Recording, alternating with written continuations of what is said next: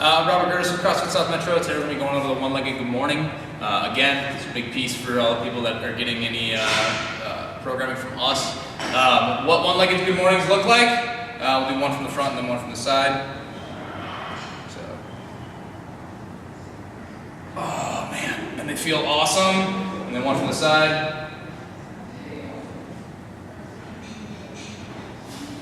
Back on the top. All right, so one-legged good mornings. Obviously, they're going after mostly like glutes, hamstrings, and all that fun stuff.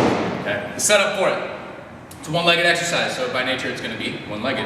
You're going to take, if I'm going after my right leg, I'm going to take my left knee and I'm going to keep my left knee in line with my right knee. What this suffices to do is it keeps your hips square. I don't want to open up to the side as I'm doing. I'm going to be on my right leg.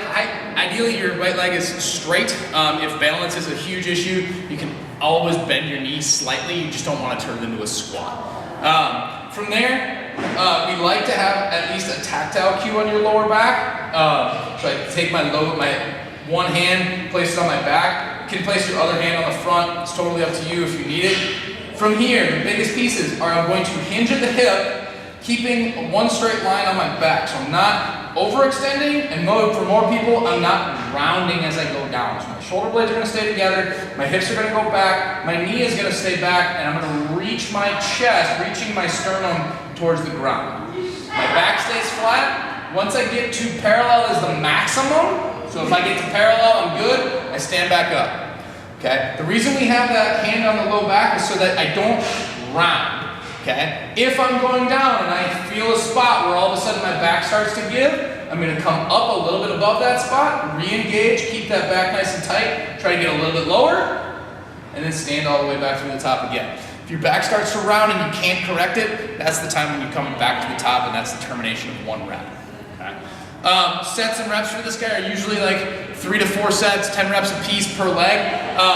With a 1 count at the bottom of each rep and then a 10 count at the bottom of the 10th rep, just like the diagonal stretch. So if I'm doing these guys on my left leg, I go down, and this is my 9th rep, sweet. I come back to the top, and then on my 10th rep, I go down, trying to get a little bit lower, reaching as far as I can go, 9, 10, and then I stand back up. Balance is a huge issue. A lot of people end up falling all over the place the first time you do this. It's fine, okay? Balance is an aspect of it. If it's super bad and you can't even do 1 rep, make sure you just soften your knee a little bit, and you might just have to be a little bit shorter on the range of motion. You want to get somewhere in the neighborhood of parallel to the ground. That's ideal with a perfectly flat back, but remember the flat back takes precedence over distance. Some people will feel this guy, everybody should feel it like hamstring butt as you're going down. Some people feel it calf, some people feel it even down into their foot. So anything that's in that posterior chain is going to get stretched on this guy. So that's the one-legged good morning. Next time we'll go over